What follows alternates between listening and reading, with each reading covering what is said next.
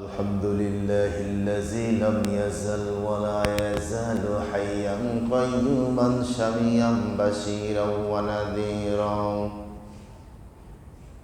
فإن خير الحديث كتاب الله وخير الهدي هدي محمد صلى الله عليه وسلم وشر الأمور محدثاتها وكل محدثة بدعة وكل بدعة ضلالة وكل ضلالة في النار أما بعد فقد قال الله تعالى في كلامه المجيد وفرقانه الحميد أعوذ بالله من الشيطان الرجيم بسم الله الرحمن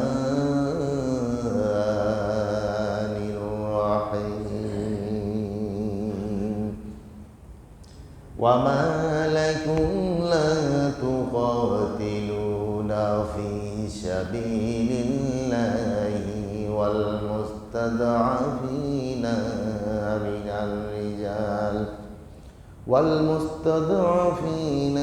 من الرجال والنساء والعلدان الذين يقولون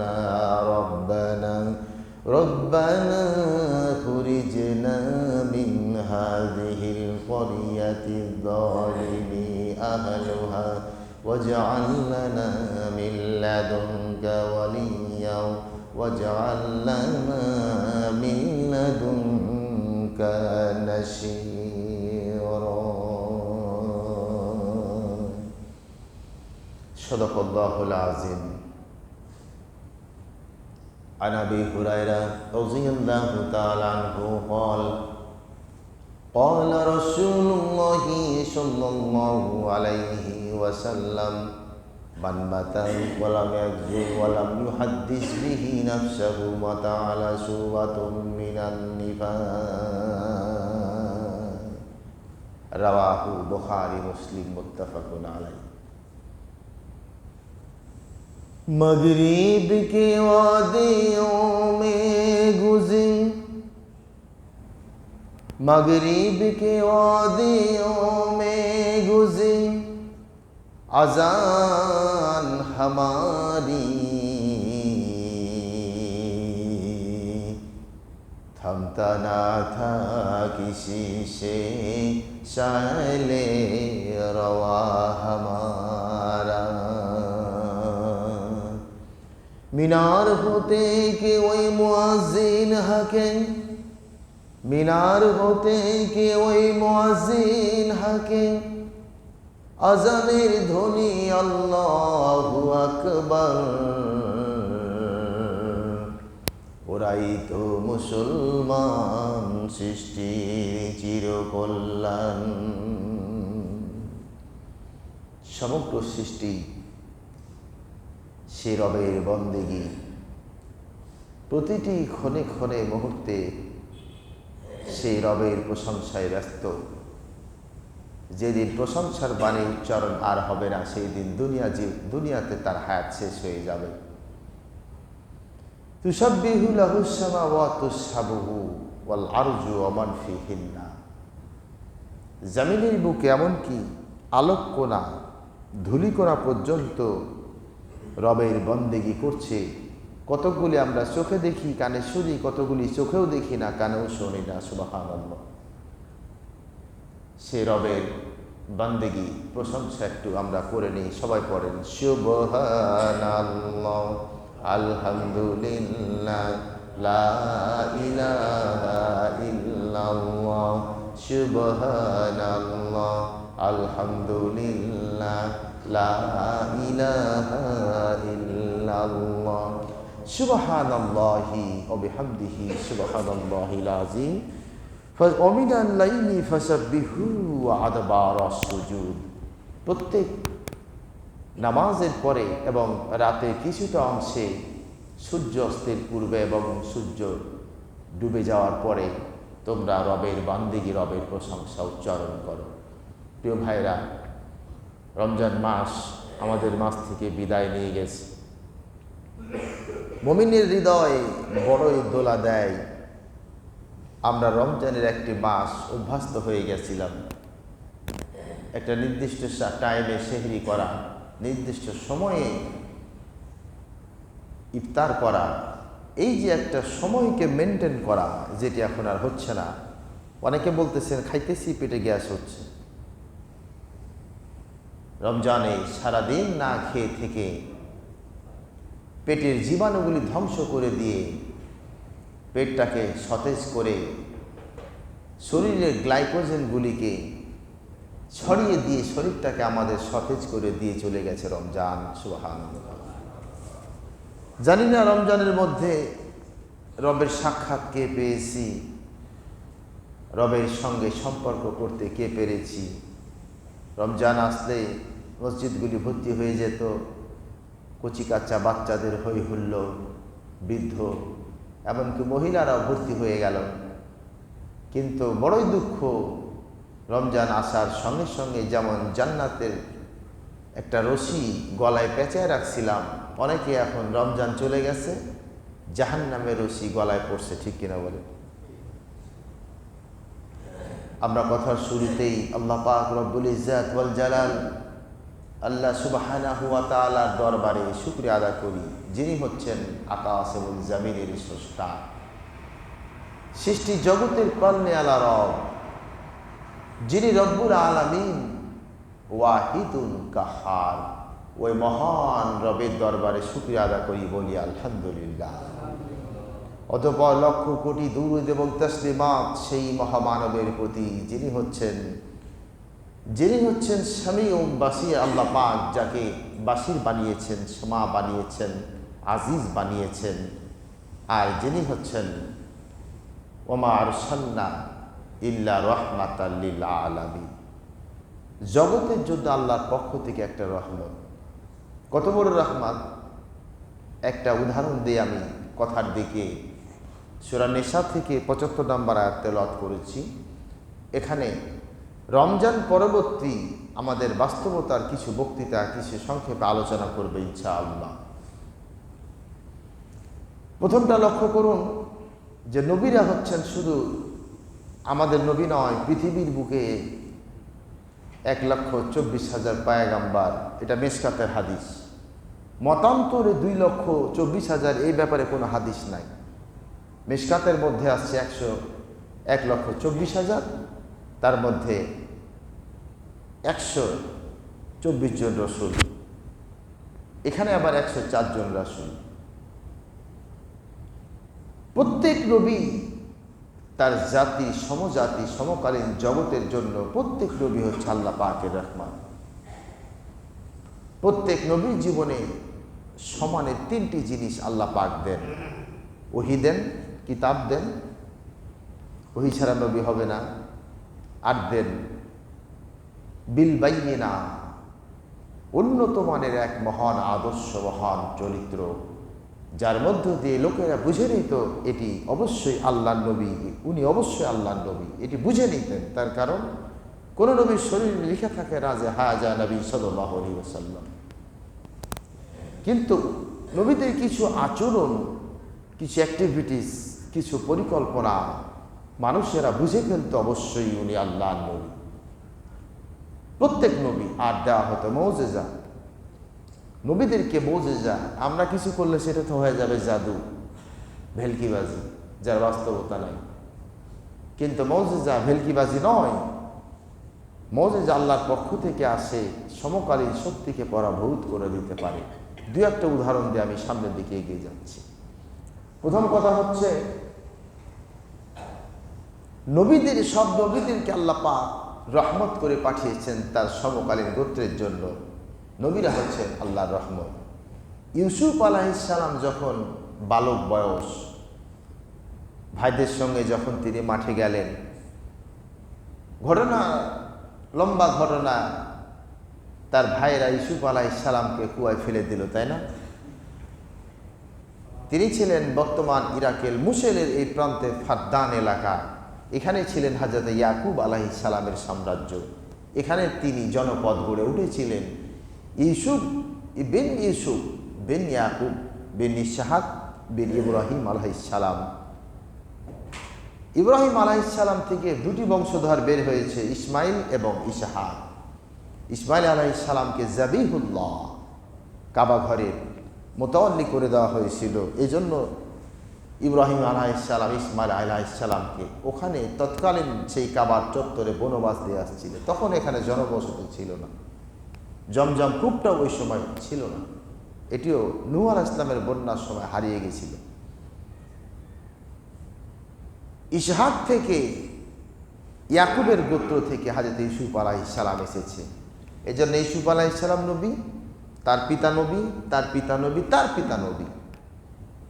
এই জন্য নবীজি বলতেন হুসনি ইউসুফ, নবীদের মধ্যে উত্তম হচ্ছে হযরত ইউসুফ। বংশ পরস্পরাই, তার পিতা, তার পিতা, তার পিতা, সবাই নবী। তো কুয়ার মধ্যে ফেলে দিল। নবীরা যে বরকত, আল্লাহর রহমত, লক্ষ্য করুন। কুয়াটা কিন্তু ছিল শুকনা কুয়ার মধ্যে উপর থেকে যদি 60 ফিট নিচে মানুষকে ফেলে দেওয়া হয়, পাথুরে এলাকা, পাথরে শরীর আর হাড় হাড্ডি ভেঙে যাওয়ার কথা, মাথা ফেটে যাওয়ার কথা। কুয়ায় পড়তেছে, আল্লাহ পাক বলতেছে জিবরাইল জান্নাত থেকে একটা পাথর নিয়ে যে ইউসুফ আলাইহিস সালামের পায়ের নিচে রেখে দাও। জিবরাইল আলাইহিস সালামকে আল্লাহ নবী বলেছিলেন, তুমি থাকো কই? কয় থাকি সিদরাতুল মুনতাহা। এর ব্যাখ্যা কত দূর, তো কয় আসো কেমনে? তো চোখের পলক দিলে চলে আসি।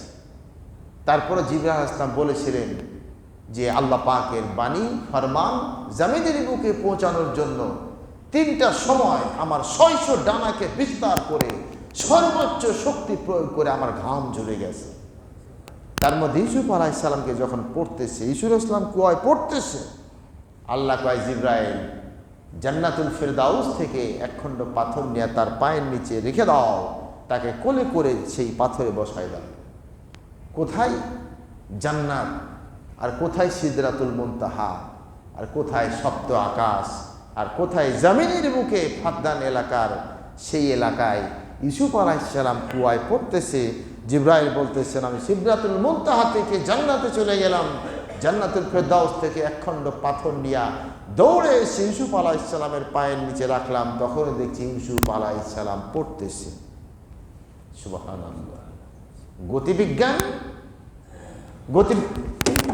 গতিবিজ্ঞান দিয়ে এগুলির ব্যাখ্যা এখন সহজ হয়ে যায়। তার কারণ এখন গতিবিজ্ঞান বলতেছে, বায়ুবিজ্ঞানকে কাজে লাগিয়ে সেকেন্ডে আলোর গতি কত? 1,86,000 মাইল, তাই না? 3,59,60,000 কিলোমিটার সেকেন্ডে। গতিবিজ্ঞান বলতেছে যে সেকেন্ডের সঙ্গে সম্পৃক্ত, সেকেন্ডের সাথে তাল মিলিয়ে যান তৈরি করা যেতে পারে। সুবহানাল্লাহ। হয়তো এই জ্ঞান পৃথিবীর বুকে আসবে, হয়তো সেদিন আমরা দুনিয়া থাকবো না। সেকেন্ডের মধ্যে কম্পিউটারে যেমন আপনি কিছুকে ট্রান্সফার করতেছেন এখান থেকে আমেরিকা, 1 সেকেন্ড পর বলতে হয়ে গেছে, ঠিক না? সেকেন্ডে গতি যান চলবে। আপনি কই যাবেন? কয় আমেরিকা যাব। কোথায়? ফিলাডেলফিয়া বা নিউ ইয়র্ক, ওয়াশিংটন কিংবা চায়না। আপনাকে 1 সেকেন্ডের মধ্যে পাঠাই দেবে। এখন হয়তো মনে বলতেছেন গাঁজাখড়ি কথা বলতেছে, না গাঁজাখড়ি না। নবীজির জামানায় যখন বিমান ছিল না, এখন বিমান 12,000 বেগে স্পিডে চলে, 20,000 স্পিডে রকেট চলে, ঠিক না? এই যে কদিন আগে সোলার যে মহাশূন্যে চলে গেল, সেকেন্ডে 1 লক্ষ স্পিডে গতি উঠছিল। সুবহানাল্লাহ। ওই দিন বেশি দূরে নয়, এগুলি বিজ্ঞান প্রমাণ করবে। কোরআন সেগুলি আগেই বলে রেখে দিয়েছে। ইউসুফ আলাইহিস সালাম কুয়ায় পড়তেছেন, পাথর রেখে দেওয়া হলো। কয়েকদিন তিনি ওখানে অবস্থান করতেছেন। কি খাবে? ওই কুয়ার পানি নাই, এবং পূর্বে যে পানি ছিল সে পানিটাও ছিল লবণাক্ত। সঙ্গে সঙ্গে পানির ফোয়ারা বের হয়ে গেল, এবং পানি লবণাক্ত নয়, মিষ্টি পানিতে পরিণত হয়ে গেল। সুবহানাল্লাহ। কাফেলা আসলো, সেই কাফেলা ইসমাইল জাবিহুল্লাহর বংশধর এবং কাফেলার সর্দার মালিক তিনি ছিলেন হযরত ইউসুফ আলাইহিস সালামের চাচাতো ভাই। ঘোড়াগুলি উটগুলি দৌড়ে আসতো, তিনি বললেন আমি জানি কূপের পানি লবণাক্ত, এখানে যায় লাভ নাই। ঝড় শুরু হয়ে গেল, বলল পানির পিপাসায় আমরা বালতি নামাই, দেখি না কি হয়। সুবহানাল্লাহ, পানি উঠা দেখে পানি মিষ্টি। আর কয়েকদিন থেকে ইউসুফ আলাইহিস সালাম সে পানি পান করতেছেন, তারপরে সেই পানি জনগণ পান করতেছে। এখনো সে কূপ আছে কুয়াটা, কিন্তু এখন পানিটা শুকায় গেছে। এগুলি হচ্ছে রহমত। নবীরা হচ্ছে জগৎবাসীর জন্য রহমত। আল্লাহর নবী বসে আছেন, সাহাবীদের একটা দল আসলো, এসে বলল ইয়া রাসূলুল্লাহ, নবীজিকে ঘিরে ধরলেন, বললেন ইয়া রাসূলুল্লাহ, আমরা যে আমল করি ধনীরাও সে আমল করে, একই আমল আমরা করি, কিন্তু ধনীরা একটা আমল করে যেটা আমরা করতে পারি না। নবীজি বললেন কি সেটা কয়? নবী বললেন কি আমল আমারে বলো। সাহাবীরা বললেন ধনীরা তাদের সম্পদ থেকে আল্লাহর পথে ব্যয় করে এবং মোটা অঙ্কের একটা নেকি হাসিল করে, যেটা আমরা পারি না। আল্লাহর নবী বললেন সাহাবীরা, আমি হচ্ছি আল্লাহর পক্ষ থেকে মানবতার জন্য রাহমাত, কোন সময় আমার কাছ থেকে রাহমাত থেকে নিরাশ হতে পারবে না। আল্লাহর নবী বললেন সাহাবীরা, এতে মনক্ষুণ্ণের কোনো কারণ নাই। কে তোমাদের বলেছে তোমরা সেই নেকি থেকে মাহরুম হও? আল্লাহ রাব্বুল আলামিন ধনীদেরকে মাল দিয়েছেন, আর সেই মাল যখন তারা আল্লাহর পথে ব্যয় করে আর ওদের খাতায় যে সাদকায়ে জারিয়া নেকা হয়, সাহাবীরা রে তোমরাও সেই নেকি থেকে মাহরুম হবা না, তোমাদের জন্য সেই নেকি রয়েছে, সাদকা রয়েছে। আল্লাহর নবীকে সাহাবীরা কৌতূহল ভরে জানতে চাইলেন এটা কেমনে সম্ভব। নবীজি বললেন সাহাবীরা, ওই ধনীরা যখন তাদের মালগুলি আল্লাহর পথে ব্যয় করে তারা নেকি অর্জন করে, আর তোমরা তাকায়ে থাকো, কিন্তু দুঃখ করো না, তোমরা সকাল সন্ধ্যায় বেশি বেশি আল্লাহর হাম, তার নাত, তার প্রশংসা, তার তাহমিদ, তার তাসবিহ বর্ণনা করো, আর সব সময় তোমরা তার প্রশংসা করো। সুবহানাল্লাহ, আলহামদুলিল্লাহ, লা ইলাহা ইল্লাল্লাহ, আল্লাহু আকবার। তোমরা যখন এই তাসবিহগুলি পড়বে, আল্লাহ রাব্বুল আলামিন ধনীদের মাল থেকে সাদকা করার কারণে যে নেকি দেওয়া হয়, তোমাদের আমলনামার মধ্যে এই তাসবিহগুলির বরকতে সাদকায়ে জারিয়ার নেকি লিখে দেওয়া হবে।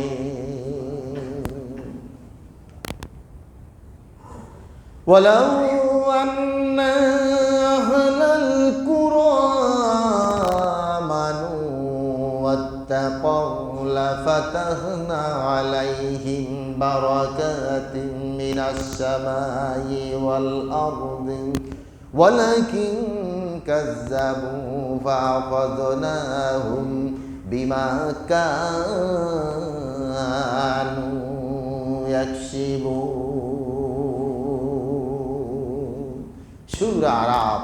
আল্লাহ পাক মানবতার জন্য নবীদেরকে রহমত বানিয়েছে। নবীরা মুখ দিয়ে যেটা বের করে সেটা মানুষের জন্য রহমতে পরিণত হয়ে যায়। শুধু তাই নয়, হযরত ইউসুফ আলাইহিস সালামকে যখন উঠায় না হলো, ইউসুফ আলাইহিস সালাম সেই ইরাকের ফাদ্দান এলাকা থেকে মিশরের পথে রওনা দিয়েছেন। ইউসুফ আলাইহিস সালাম কাফেলার সর্দারদের সঙ্গে চলতেছেন। কি আজীব ব্যাপার, আশ্চর্য ব্যাপার। মরুবিরান ভূমি, বৃষ্টি হয় না, ফসল হয় না, গাছগুলি নুয়ে পড়েছে, ঘাসগুলি শুকনো, ঘাসগুলি মরে গেছে, উটগুলি খাবার পায় না। কিন্তু ইউসুফ আলাইহিস সালাম যেই পথ দিয়ে কাফেলার সঙ্গে চলতেছেন, চাচাতো ভাই মালিক, কাফেলার সর্দার মালিক লক্ষ্য করে দেখে ইউসুফ আলাইহিস সালাম যেই জামিনে পদধ্বনি দিতেছেন, ওই জামিনের চতুর্দিকে সবুজ ঘাসগুলি গজায়া উঠতেছে। তিনি যখন ফাদ্দান এলাকা ক্রস করলেন, পিছন দিক থেকে বৃষ্টি বাড়ি বর্ষণ হচ্ছে, শুকনো মরুজমিন ফসলের জন্য উপযোগী হয়ে গেল। সুতরাং আল্লাহ রাব্বুল আলামিন বলতেছেন, দুনিয়ার মানুষেরা রে, আমি নবীদেরকে তোমাদের জন্য গাইডলাইন দিয়েছি। আমি আল্লাহ নবীদেরকে নাজিরুল মুবিন, নবীদেরকে শাহিদান ওয়া মুবাশশিরান ওয়া নাযীরা, আমি নবীদেরকে যেমন সুসংবাদ দানকারী, তোমাদের জন্য সতর্ককারী, সুসংবাদ দানকারী। আর ওয়া মা আরসালনাকা ইল্লা রাহমাতাল লিল আলামিন নাযীরা, আমি আল্লাহ এই নবীকে আমি জগৎবাসীর জন্য আমি আল্লাহ আমার পক্ষ থেকে রহমত বানাইছি। নবী হচ্ছে জগৎবাসীর জন্য রহমত। এই জন্য একজন মুসলমানের নেতা হচ্ছেন, আমার নেতা তোমার নেতা বিশ্ব নবী মুস্তাফা। এটা একটা ডায়লগ আছে না? পৃথিবীর কোন মানুষ মানুষের নেতা হতে পারে না। সে খলিফা হতে পারে, প্রতিনিধি হতে পারে, কোনদিন কোন মানুষের আদর্শ হতে পারে না। ইয়াউমা নাদউ কুল্লা উনাসিন বিইমামিহিম, তুমি যেই নেতার অনুসরণ করবা হাসরের মাঠে আল্লাহ পাক ওই নেতার সঙ্গে তোমারে উঠায় তার দলে তোমারে দেয়া বিচার করবে। সুবহানাল্লাহ। পৃথিবীর বুকে নেতাতে একজনই, যিনি হচ্ছেন আল্লাহর পক্ষ থেকে, reveal by Allah, he is the prophet Muhammad সাল্লাল্লাহু আলাইহি ওয়াসাল্লাম। রমজান আমাদেরকে সে কি শিক্ষা দিয়ে গেল? রমজান একদিকে যেমন আমলের প্রতি গুরুত্ব, রমজানে মানুষের আমল বেড়ে গেল, নামাজের পাবন্দি বেড়ে গেল, মানুষ সময় মতো নামাজ আদা করলো, ছোট ছোট বাচ্চাগুলি হই হুল্লোড় করে নামাজে ট্রেনিং পেয়ে গেল, আনন্দ উল্লাস, তারপরে অর্থনৈতিক অবকাঠামো, বিশাল লক্ষ লক্ষ কোটি কোটি বাণিজ্য হলো এই ঈদকে কেন্দ্র করে। মার্কেটগুলি ঈদের রাত 2টা 3টা পর্যন্ত ব্যস্ত, কেনাকাটায় ব্যস্ত, শুধু রমজান। সুতরাং ইসলামের হুকুম এবং আহকামগুলি একদিকে যেমন মানুষের আমল বিনির্মাণ করে, অন্যদিকে দুনিয়ার জীবনে মানুষের অর্থনৈতিক সচ্ছলতা নিয়ে আসে। সুবহানাল্লাহ। সবগুলি দিয়ে গেল। এই যে রমজানে দেখলাম ছোট ছোট বাচ্চাগুলি, একটা বাচ্চারা জিজ্ঞাসা করতেছে একদিন কয়টা রোজা করলা? প্রথম রোজাই কয় আজকে 3টা রোজা করলাম। একদিনে নাকি 3টা করছে। ও তো ছোট্ট, বুঝে না, মানে কি করছে বলছে 3বার খাইছে, সকালে একবার, দুপুরে একবার, বিকেলে একবার খাইছে, আবার ইফতার করলো একবার। ও ভাবতেছে আমি 3টা রোজা করলাম। সুবহানাল্লাহ, কি ট্রেনিং! আবার এক ভণ্ড, মাজার বোঝের এক ভণ্ড, ওর সাক্ষাৎকার নিচ্ছে সাংবাদিক, টানতেছে, হুঁকা টানতেছে, বিড়ি টানতেছে, বলতেছে আমি দিনে 10টা রোজা করি, 10 বার খাই, 10টা রোজা হয়ে যায়। কত রঙের রং দেখলাম। আবার বাটপাতদের একটা কাহিনী সেদিন শুনলাম আমি, বাটপাতদের কাহিনী। এখন তো শহর অঞ্চলগুলিতে মানুষ আর ডেকে, এখন তো মাইকে বলে দেয়, এখন বাজে রাত 2:30, আপনারা উঠুন, রান্না বান্না করবেন, বলে দেয়। এক সময় সাইরেন বাজত, এখন তো আজান, মানুষের ঘুম ভেঙে যায়, মোবাইলে রিংটোন, অনেক কিছু। কিন্তু চরাঞ্চল কিছু পতিত অঞ্চল এখনো আছে, যেগুলোতে এখনো একজন মানুষকে নিয়োগ দেওয়া হয় যে মানুষটি মানুষদের ঘুম ভাঙায়, নির্জন এলাকা, এক গ্রাম থেকে আরেক গ্রাম হেঁটে যায়, চিৎকার দিয়ে বলে সেহরির সময় হয়েছে, আপনারা জেগে উঠুন, রান্না বান্না করুন। ঠিক না? এখনো আছে প্রত্যন্ত অঞ্চল। তো সেই দিন গল্পটা শুনলাম। তো এই মসজিদের একজন খাদেমকে রাখছে, প্রত্যেক দিন নামাজের জন্য ডাকা হয়, রোজা সেহরির জন্য। তো এখান থেকে ওই গ্রামে একটু ফাঁকা, বাগান দিয়ে যেতে হয়, আম বাগান। প্রত্যেক দিন ওই সময় তো অন্ধকার থাকে। কিছু বাটপার কি করছে, 10-12 জন যুবক বাটপার গাছে উঠে সাদা সাদা পোশাক পরে আছে, সাদা পোশাক যারা গাছে উঠছে। এই লোক যেমনি গাছ দিয়ে নিচ দিয়ে হাঁটতেছে, সাদা পোশাকে রাতের অন্ধকারে গাছের উপর থেকে ধপধপ করে নিচে পড়তেছে। মানুষের তো আক্কেল আছে, ভয়ে ভীত হয়ে বেচারা ওখানে অজ্ঞান হয়ে গেছে। করে খিরে আজকে ডাকলো না, সকালে নামাজ পড়ে মুসল্লিকে দেখতেছে অজ্ঞান হয়ে গাছের নিচে পড়ে আছে। আমল আল্লাহ দেয়। যেমন ঈদ আসলো, ঈদ কোরআনে 2-3 জায়গায় ঈদের কথা আল্লাহ পাক 3 জায়গায় বলেছে। ঈদের আনন্দ যেমন হয়, আমরা নেকি অর্জন করি।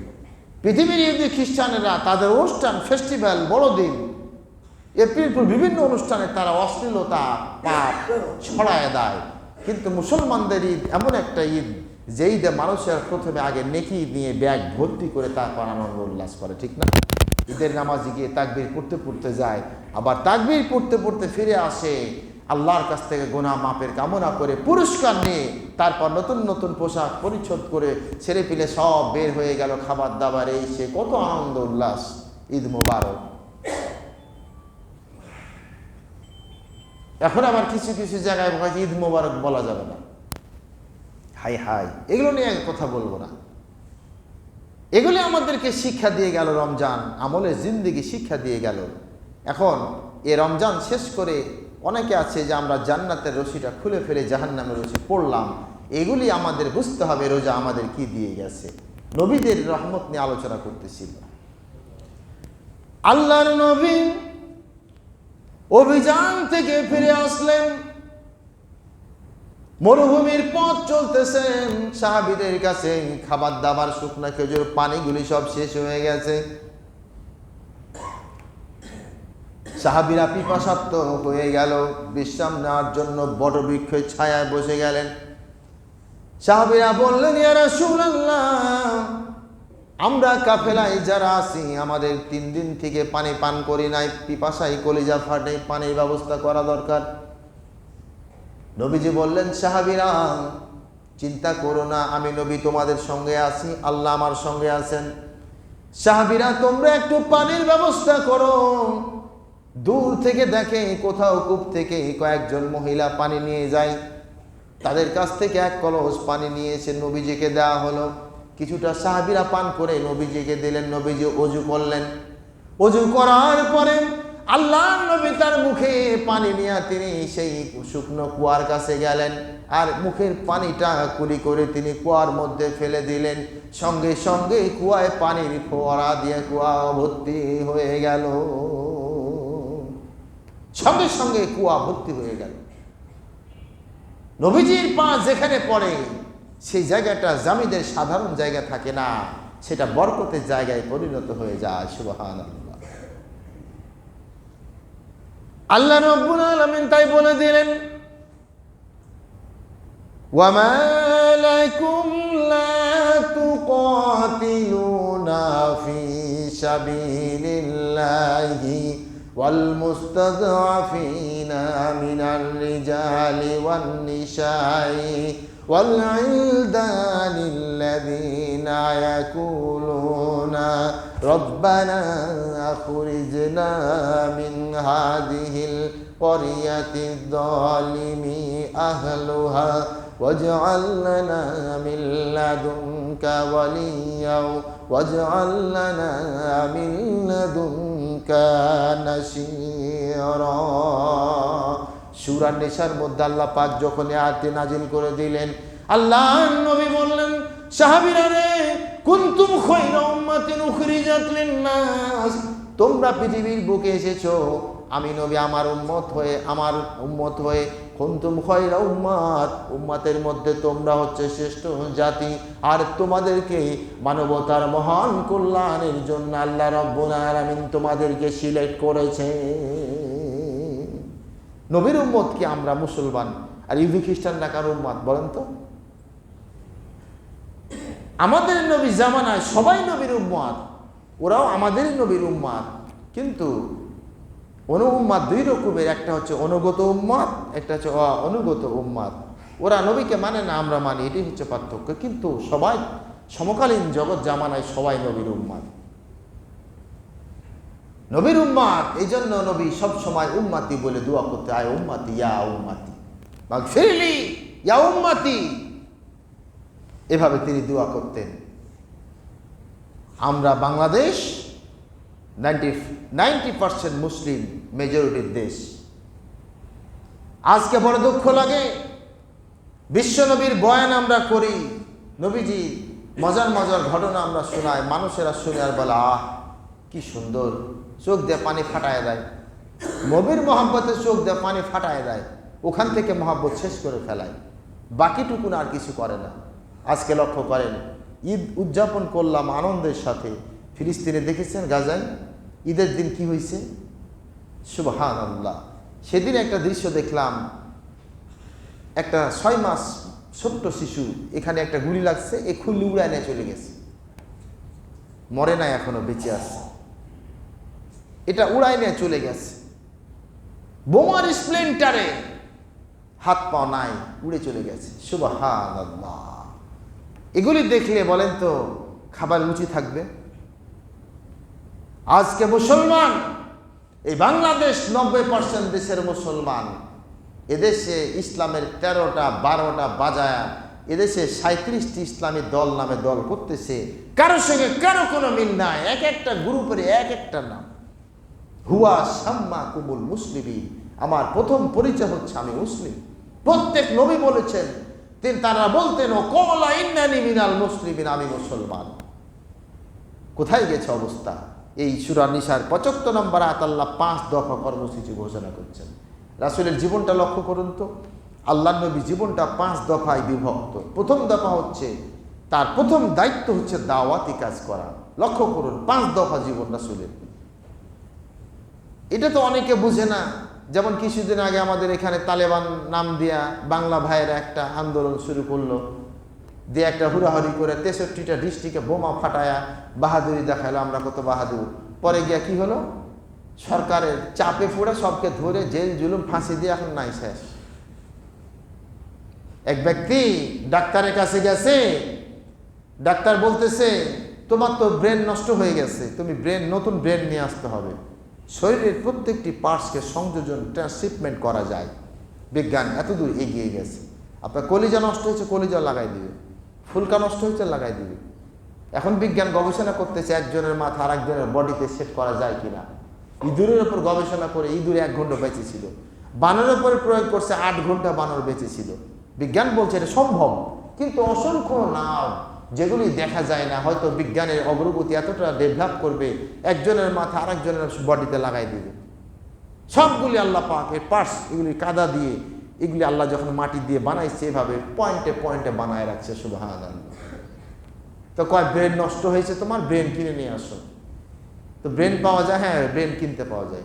গেছে ব্রেনের দোকানে, গেছে ব্রেনের দোকানে গিয়া বলতেছে, এখানে লেখা আছে made in America, made in Japan, made in England, made in Canada, made in Australia, made in Bangladesh লেখা আছে।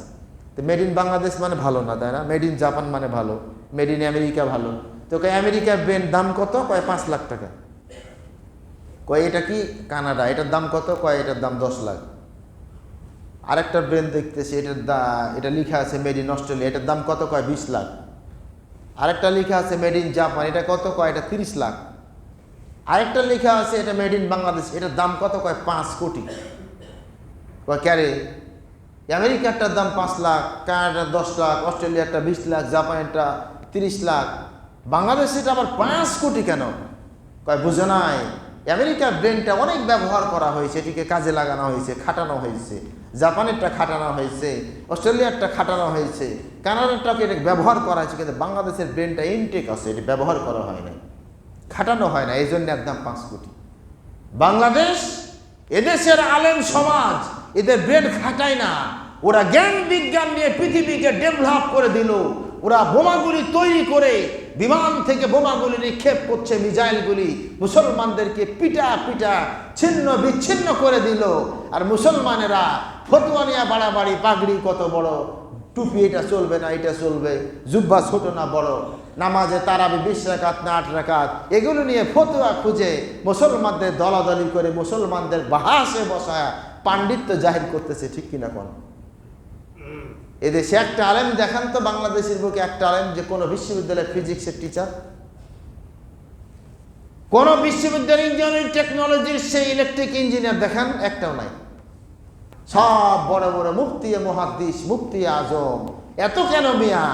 তুমি কি খালি জুব্বার পাগড়ি দিয়ে ইসলামের মানদণ্ড? রাসূলের জামানায় পোশাকের কোনো মানদণ্ড ছিল না। রাসূল যে পোশাক পরেছেন, আবু জেহেলও সেই পোশাক পরেছেন। ঠিক কিনা বলেন? আমাদের বিবেককে জাগ্রত করতে হবে যে আমরা কোন জায়গায়।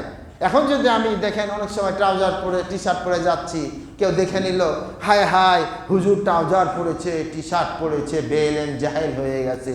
আর যদি টি শার্ট ট্রাউজার পরে খুতবা মঞ্চে উঠি, কয় তোর গোষ্ঠী শেষ, তোর চাকরি শেষ, তোর গোষ্ঠীর চাকরি খেয়েছে যা। কিন্তু আমরা ইসলাম বুঝলাম না, আর আমাদেরকে বুঝতেও তারা দিচ্ছে না। প্রবলেম এগুলো নিয়ে তারা বাড়াবাড়ি করে মুসলমানদের অবস্থাকে এমন জায়গায় দিনে দিনে নিয়ে যাচ্ছে, জ্ঞান বিজ্ঞান থেকে আমরা মাহরুম হয়ে গেছি। ঠিক কিনা বলুন? আল্লাহ পাক বলতেছেন, থেট দিয়া বলতেছেন, ওয়া মা লাকুম লা তুকাতিলুনা, এখানে যখন দুইটি তুকাতিলুনা ফি সাবিলিল্লাহ, আল্লাহ পাক এখানে কতল শব্দ ব্যবহার করেছেন, আবার সাবিলিল্লাহ। এখানে ফি সাবিলিল্লাহ মানে আল্লাহর পথে জিহাদ বোঝানো হয়েছে। যে জিহাদ কোনো কিছুকে তৈরি করার জন্য চেষ্টা করাকে জিহাদ, আর কতল এবং হার্ব শব্দ যখন ব্যবহার করা হয়, আল্লাহ পাক সরাসরি যুদ্ধে কাফেরদেরকে হত্যার নির্দেশ ওখানে দিয়ে থাকে। এই যেটার নাম কি কন্ত মেহরাব না, এটি মেহরাব। এই মেহরাব রাসূল এই মেহরাব উঠে বক্তৃতা করতেন, ঠিক না? এই মেহরাব শব্দটি এসেছে হার্ব থেকে, হারবা, হার্ব। হার্ব শব্দের অর্থ হচ্ছে যুদ্ধাস্ত্র। রাসূলের জামানার মদিনার যে মেহরাবটা এরকম বড় মেহরাব ছিল। অনেক মসজিদে দেখবেন এত বড় একটা ছোট্ট মেহরাব বানায়, ছোট্ট একটা মেহরাব বানায় কোন ইমাম সাহেব না, এই মেহরাব বানাতে হবে বড়। রাসূলের জামানায় মেহরাবের এক পাশে বর্ষা, বল্লম, নেজা, তীর, ধনুক এই অস্ত্রগুলি রাখা হতো। এই জন্য এখানে শব্দটি হার্ব থেকে মেহরাব শব্দ এসেছে। ওয়া মা লাকুম লা তুকাতিলুনা, এখানে কতল শব্দ দিয়ে পরে বলছে ফি সাবিলিল্লাহ। কেন তোমরা আল্লাহর রাস্তায় জিহাদ করছো না? কেন তোমরা আল্লাহর রাস্তায় সংগ্রামে বের হচ্ছ না? আজকে ইহুদি খ্রিস্টানেরা আমার মুসলমানদেরকে লন্ডভন্ড করে দিচ্ছে, আর অন্যদিকে মুসলমানেরা গড্ডালিকা বিলাসিতায় উটের ভাজি আর দুম্বা আর ছাগলের ভাজা খায়া তারা ইফতার করতেছে, সেহরি করতেছে, ঠিক না বলুন? আর এরা পানিও পায় না ইফতার করার জন্য। বিশ্ব বিবেক কখন জাগ্রত হবে? কখন জাগ্রত হবে? আল্লাহর নবী দাওয়াতি সংগ্রাম করলেন, এক দফা দাবি।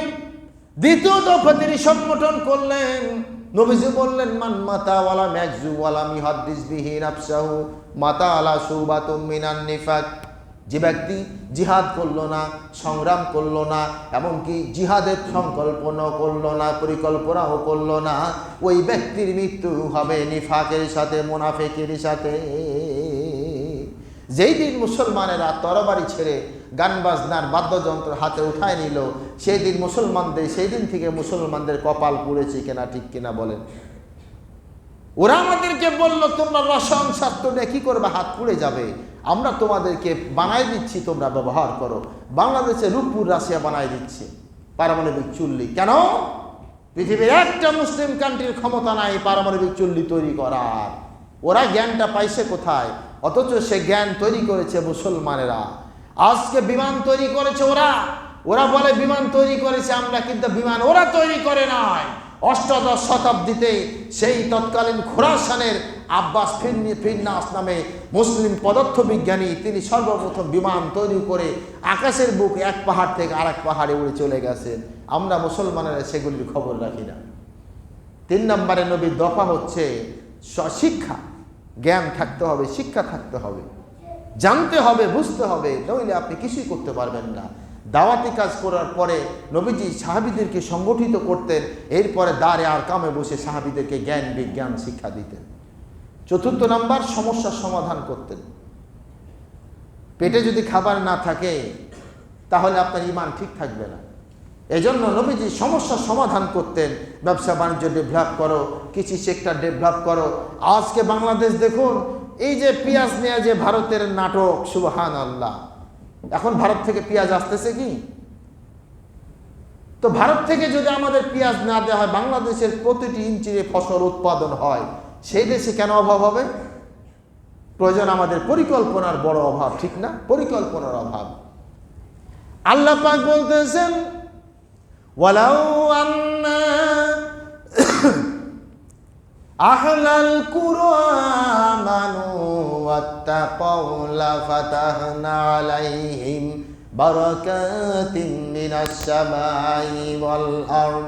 আল্লাহ পাক বলতেছেন সূরা আরাফের মধ্যে, জামিনবাসীরা যদি আমি আল্লাহ আমাকে ভয় করত আর আমার আইনগুলি যদি তারা অধীনস্থ করে নিত, মাথা পেতে নিত, তাহলে আমি আল্লাহ রব্বুল আলামিন জামিনকে খাদ্যের জন্য উৎপাদনের ব্যবস্থা করে দিতাম। আমি বরকত নাজিল করতাম, আকাশ থেকে বৃষ্টি দিয়ে জামিন থেকে খাদ্য ফুটাই দিতাম। এই ভরসা আমাদের কমে গেছে। ভারত আমাদের কোনোদিন বন্ধু হবে না, এটা ধরে রাখেন। ওরা কাঁটাতারের বেড়া দিয়ে আমাদেরকে মানুষ পারাপার বন্ধ করেছে, অন্যদিকে কাঁটাতারের বেড়ার উপর দিয়ে তারা ইয়াবা, ফেন্সিডিল, ডাল এগুলি পাঠায়া বাংলাদেশের যুব সমাজকে নষ্ট করছে কিনা বলেন? হে মুসলমান, কেন তুমি বুঝতেছো না? এই বাংলাদেশ সোনার বাংলাদেশ, এই সোনা ফলবে, এটা এমন একটা উর্বর জমিন আল্লাহ পাক দান করেছেন, কিন্তু আমরা বুঝলাম না। এগুলিকে চিকিৎসা, এগুলিকে আমরা জীববিজ্ঞান, উদ্ভিদ বিজ্ঞান, প্রাণী বিজ্ঞান, এগুলিকে আমরা কাজে লাগাতে শিখলাম না। নবীজি এই 4টি সমাধান করার পর 5ম নম্বরে ডাক দিয়েছেন জিহাদ, বিপ্লব। তাহলে কোন জাতি যদি বিপ্লব ঘটাতে চায়, 4টি শর্ত পূরণ করে 5ম নম্বরে তাকে বিপ্লবের জন্য প্রস্তুতি নিতে হবে। মাথায় ঢুকছে কথা? এটি হচ্ছে নবীজির 5 দফা কর্মসূচি। এই 5 দফা কর্মসূচির উপরে এক একটা জুমা এক একটা দফা ইনশাআল্লাহ আলোচনা হবে। আল্লাহ পাক আমাদের বুঝার তৌফিক দান করুন। তার কারণ এগুলো যদি বুঝতে পারি, ইসলাম যদি শিখতে পারি, ওটি আমাদের কাজে লাগবে। নইলে ওই যে একটা গল্প শোনাই, ছোট্ট একটা গল্প। একজন স্বামী স্ত্রী ঝগড়া করতেছে, তো স্বামী রাগ করেছে স্ত্রীর উপর, আমি তোমার হাতে রান্না খাবো না। স্ত্রী অনেক আদর করে বুঝাইতেছে, কেন খাবা না? না, আমি তোমার রান্না খাবো না। খাবে না। স্ত্রী রাতে কি করছে, অনেক ভালো ভালো এই পোলাও রান্না করছে, খুরমা, তারপরে গিয়া বিরিয়ানি, এগুলো ভালো কিছু রান্না করছে যেগুলি খাবে আমার হাজব্যান্ড। কিন্তু মঘা হাজব্যান্ড কি করছে, না তোর হাতে রান্না খাবো না, গাছে উঠে বসে আছে, রাতে গাছে ঘুমাবে। স্ত্রী তার গাছে উঠতে পারে না, ভালো ভালো সব খাবার নিয়ে গাছের নিচে ঢেকে রেখে দিয়েছে, কয় তুমি খায় নিও, রাগ করো না। ও খাবে না, গাছে ঠ্যাং ঝুলা বসে আছে। অনেক রাতে ডাকাত আসছে, ডাকাত দেখে কিরে ভালো ভালো খাদ্যের সুঘ্রাণ, ব্যাপারটা কি? দেখতেছে গাছের নিচে ভালো ভালো বিরিয়ানি, এই কাচ্চি, ভালো ভালো খাবার। এখানে কাহিনী কি, খাবার কেন? এবার তো উপর দিকে তাকায় দেখতেছে ওই মঘা উপরে বসে আছে। ডাকাত দল বলতেছে, সর্দার বলতেছে, ও বেটা, আমরা ডাকাতি করবো এই জন্য তুই খাদ্যে বিষ মিশায় রাখছিস, আর তুই গাছে বসে আছিস, তার নাম পাশায় বেতা নামাইছে, আবার খাবে না।